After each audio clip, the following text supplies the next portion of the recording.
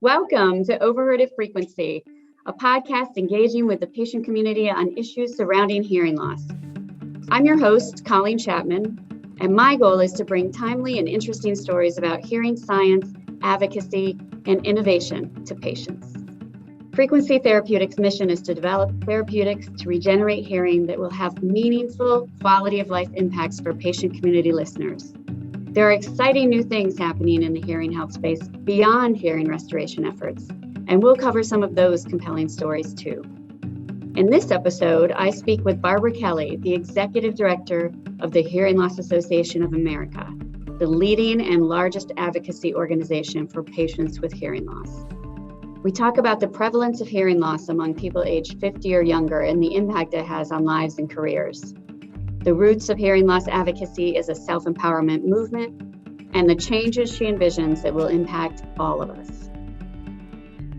Barbara, it is such a pleasure to have you here, and we've been so excited that you would be our guest for the second podcast, and even more excited because it's been such a busy spring for you and early summer, so to have time together is just a pleasure. So I wanted to jump in with people right into who you are and what HLAA, the Hearing Loss Association of America, is and does. And you joined the Hearing Loss Association of America 33 years ago and have had quite a tenure since then. And people may or may not know that you're on the short list of people that the White House and Congress and international leaders go to when they have questions about hearing loss issues and policy and access and equity. And yet you yourself do not have hearing loss. So what is it that drew you to this work 33 years ago and that keeps you so dedicated to it? First of all, thank you, Colleen, for having me as a guest today. It's really a pleasure to be here representing the Hearing Loss Association of America, which is a national organization for people with hearing loss. And what got me involved is really, that's a fun question. I had moved to the DC area and my aunt was a member of this organization. She's passed away since then. And she dragged me to a local chapter meeting. And I think it's worth telling the story about my aunt. She was a brilliant woman who worked for the Marine Corps Commandant in Washington, DC, in the Public Affairs Office. And she wrote the general speeches. And she was, her hearing loss was getting more and more severe on the job. And it was, she was quite young. She was only 50, and it was really affecting her ability, she thought, to do her job. So this is way before our organization was founded, way before the Americans with Disabilities Act. And she just didn't know how to cope. So she told the general she was going to retire. And the general said, "No, you're not retiring. You're worth more to me, totally deaf, than 5 completely hearing people." So she tried to continue. And it was really in 1983 when the Marine Corps barracks was bombed in Lebanon. And this was a major loss of Marine Corps lives since Iwo Jima. And she couldn't understand words on the phone, and which meant she couldn't comfort the families, the mothers, the sisters, the wives who were calling about the Marines. And she said, "That's it. I'm incapable of doing my job." And she retired in defeat. So when I saw her at this chapter meeting of our organization, where she was using a hearing loop and she could participate, where it was okay not to hear well, it was like I saw the old Aunt Manel back. So somehow she dragged me into the national headquarters office to volunteer. And before you know it, I met our founder, Rocky Stone, who was former CIA, wore a big body aid. He was chief of station in Rome, a brilliant man, retired, and he founded our organization because there was nothing for people who weren't totally deaf, who were hard of hearing, as he called it. And he founded the organization, and I met him. And one day he said to me, "Would you like to be an editor of the magazine?" And I said, no, absolutely not. I know nothing about publishing a magazine. And, he was a lip reader and he was a spy. So he looked at me in the eyes very intensely and said, can you learn? And so that's the story. 33 years later, I am still learning, believe me. Well, I'm so glad you mentioned him, because there are very specific lines of thought that he brought to the organization that I want to touch upon in a moment. But I want to first talk about the spectrum of hearing loss and how many people it impacts, because many people think of major health issues in the United States, and one of the first issues that comes to mind is cancer. And I had the pleasure and privilege of working at the American Cancer Society for many years as a patient advocate and on healthcare policy. But hearing loss will, given the life expectancy in the United States, that people live to be 75 and over, will ultimately affect almost 4 times as many people in the United States as cancer. And it's coming down the age spectrum. You mentioned your aunt who had it at an early age, and the early onset is getting more prevalent. And you have this significant constituency, but you're a very small shop and a small staff. And there are many issues that tie into hearing loss. So there's access to devices, there's approval of drugs, there's payment, and there is communication access. You do a lot of work with the FCC. How do you decide, given the size of the group that you represent and you're engaged with and the number of issues, what it is that HLAA is going to prioritize and work on? We prioritize by going back to our mission. Our mission is to open the world to people with hearing loss through information, education, support, and advocacy. So everything we do aligns with that mission. And we find that if we stick to that, that's how we prioritize. And there are times where we feel that HLAA has to take the lead in this project, because if we don't, nobody else will. Mm-hmm. And one of those places you took a leadership role very recently was with the FDA. So there was this, I said you were very busy this spring and early summer. And one of those things was the first ever externally led PFDD, patient-focused drug development event with the FDA. And for people who aren't quite or don't know in detail what the FDA does, they approve devices, like hearing aids and other assistive devices. They also approve drugs. And so they have a real impact on the lives of those living with hearing loss. And the PFDD allowed patients to share what it's like to live with hearing loss on a daily basis, and also to share what works for them, what's not working for them, what they would love to see in the future. So there's quite a lot covered in that, and we'll share in the link how people can access that. But what surprised you most in that historic meeting?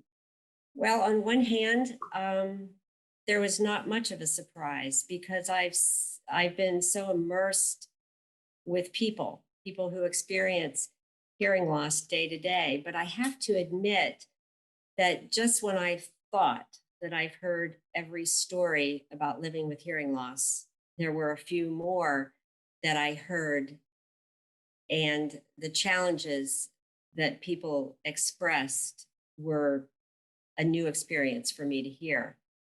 Some of the panelists at that meeting really dug deep into their personal experiences and were willing to share some, very intimate feelings of living with hearing loss. But they did it because they realized that by doing that, it could help others, and it might just help push solutions forward. And I said I would come back to Rocky and the founding of the organization. And that leads into my question about, what we can do before, a treatment comes in the future. So Rocky was quite the character, and he went to work at a young age during the Depression to take care of his mom and his sisters. And then he was in World War II and served. and his hearing was impacted there because of an explosion. So he had bilateral hearing loss as a result. And then, as you said, he was recruited by the CIA after the war and traveled the world and had quite the life. But he really founded the organization on the thought of empowerment and empowering individuals to help themselves. And so that leads into my question of what we can do now. You've been very outspoken about one thing people can do in empowering themselves even before they're diagnosed with hearing loss is early screening. And so can you talk about why that's so important? You mentioned a little bit about comorbidities and as we were talking about the FDA, but how empowering early detection can be. When Rocky founded this organization, when I started in this field, we knew some things about hearing loss. It was a life disruptor, like I talked about with my aunt. And it was considered something that old people have. And they were just told to learn to live with it. And maybe back then people didn't live as old, as old as they do now. But we know now many more things about hearing loss that is well documented. We know that it has comorbidities with falls. It puts people in isolation, which causes anxiety and depression. And now there's a cognitive link with cognitive decline, with untreated hearing loss. So hearing health has really now started to be considered as a part of overall health. And we know that hearing keeps us connected. It creates deep connections that just can't be replaced. So hearing health is much more important. I think it's on the radar finally than it was when Rocky founded the organization. Yes. The prominence and the attention that it's getting is really exciting. But we have there's one piece of it that we've talked about and that is starting to thankfully get a lot more attention, and that's the stigma associated with hearing loss. And as you mentioned, as hearing loss begins to impact people at a younger age, and because of its link to those comorbidities, the stigma of not wanting to potentially address it because it's viewed as an aging issue. You may view it as an aging issue, or because right now people rely on devices, and the issue of wearing or not wearing a device. Can you talk a little bit about the stigma? And the exciting thing that I want to say about it is that we do seem to be starting to break through and reducing the stigma. What are your thoughts on the gains we've made in that area and how patients and others can be even more of a powerful force in bringing that stigma down even further? I think we have moved the needle on stigma with hearing loss, that it's not just something old people have. We now see lots of new technologies, people wearing things in their ears all the time. We also know that every day in the United States, 10,000 people turn 65, and age is a precursor for hearing loss. And people who are 65 today are people who are still working, or they're having second careers, or they're leading very active retirement lives. When people are diagnosed with hearing loss, they tell people, well, there's nothing you can do about it, or they tell people it's part of getting older and just learn to live with it. So we're certainly trying to change that and move the needle. We really hope that when over-the-counter hearing aids come out for adults only with mild to moderate hearing loss, that it might be for some people a first step. Maybe some people just need a little bit of hearing enhancement in situations, maybe meetings at work or around the dinner table or at the restaurant. And we're hoping that people might take that first step, because many hearing loss is progressive, and there's a chance that they will end up in the good care of their audiologist. But getting people to treatment and to a device sooner rather than later is really critical. People wait 5 to 7 years by the time that they're diagnosed with hearing loss till they do something about it. And Colleen, you know how much life can be lost in 5 to 7 years. Yes, and that's why the achievement, the victory in getting an over-the-counter hearing bill through Congress and now to the FDA so people can have that is so exciting that people will be hopefully be able to access things more easily because coverage is an issue. So being able to get coverage for hearing care, people may not know that hearing, vision, and dental were left out of Medicare long ago. But another exciting thing happening is that they are now in the infrastructure bill to potentially be covered. So there are many things that have been moving forward in the last few years that are exciting changes. And I wanted to talk about those because we've talked about some of the challenges, but there's the over-the-counter hearing Act, which you mentioned, but there are advancements in technology, there are advancements in removing the stigmas we talked about, and so many more. So what do you think are some of the most notable things that have changed over the last few years and you think will continue to change in the coming years? Technology is exploding. I remember when, digital hearing aids came out and everybody was excited about that. There's certainly technological advances in devices, and the technology just seems to be getting better and better. And now we're hearing about, 5G, about Bluetooth low energy. And I just hope that when these things come about, that, people with hearing loss are not lost, that all this technology is easy to use with a flip of a switch. It's ubiquitous, and it makes getting really good, clear audio,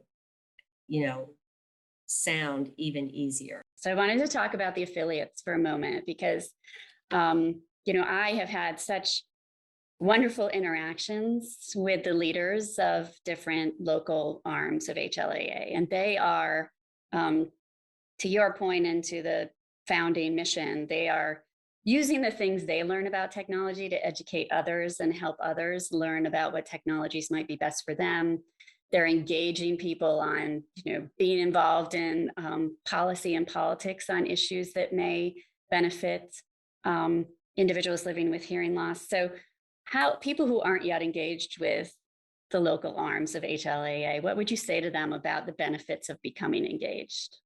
Well, thanks for bringing that up, Colleen, because I feel that the HLA mission of information, education, support, and advocacy is fully alive in our chapters at the local level, because this is a place, our local chapters do things that we can't do at the national level. That's where support, peer-to-peer support, which is so important. Our local chapters do a lot of advocacy in their communities, in their states. Just locally here in Maryland, our Prince George's County got a state loop law passed. And that's just one example of the things they're doing.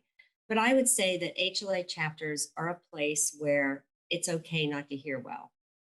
You get information, you get support. Well, let me ask you as we wrap up. So we started by saying 33 years, so more than 3 decades of your engagement and your leadership. I want to ask looking back, what you feel your greatest accomplishment has been. And then I want to end with what you're most excited about going forward, your vision of things. Those are some big questions, Colleen. Okay. What am I most proud of an accomplishment? Well, I tell you one of the most enjoyable things, and it's not something I did alone. It's something I did with thousands of people. I was editor of the magazine for many years, and that's how I started. And I remember 2 letters specifically that I received. And this is before the internet. So remember, this magazine came to people 6 times a year, and it was the only connection they had to help for hearing loss. And I got 2 letters. One of them said, "This magazine is a lifeline." The other one said, "If it weren't for this magazine, I would have taken my own life." Well, I sobered up pretty quickly that was a pretty big job. And I think, the amount of material that we published with renowned authors that I never had to pay one, with people with hearing loss who wrote about their experiences and made them educational and made them emotional and shared. And we were able to memorialize history in the pages of the magazine. In the passage of the Decoder Act that put closed captioning on TV, the Americans with Disabilities Act, the early identification of newborn hearing screening, the 21st Century Telecommunications Act were major pieces of legislation that meant so much to our members. But not only that, I'm most proud that with everybody's help, we were able to codify terms that are used and accepted today. Rocky Stone first used the term between two worlds, not totally deaf and not hearing. And that's used all the time today. And we've been able to codify the terms that put people first. You know, it's the person with hearing loss. No, yes, it's the person with hearing loss, but they're a person first who just happens to have hearing loss. So I feel very proud of the written word over the years, but I had lots of help. I'm so glad you captured those, because several of those historical moments have now become such a part of our lives that people may not remember what an accomplishment it was to get some of those through. What's your vision for other things that will become part of our lives in the future that would be most exciting to you? I want technology that people with hearing loss can use to be ubiquitous, that when technology is designed for audio clarity for the mainstream, that it's also designed with people with hearing loss in mind, all technology. So we don't have devices or technology that we all use that then get retrofitted for people with hearing loss. That's my dream, that access is built in for all people with disabilities. So people in the mainstream benefit, people with disabilities benefit. And I think the most obvious example of that is curb cuts in the streets. You know, they were meant for people with mobility issues, but we all use them, right? Our bicycles and our strollers. So that's a dream. And that it's easy to use and seamless, that people with hearing loss don't have to fiddle with a lot of buttons to get connectivity. I still think there's a lot of work to do about stigma and awareness of hearing loss. We have a lot of work to do there. And I talked earlier about older people and staying fit.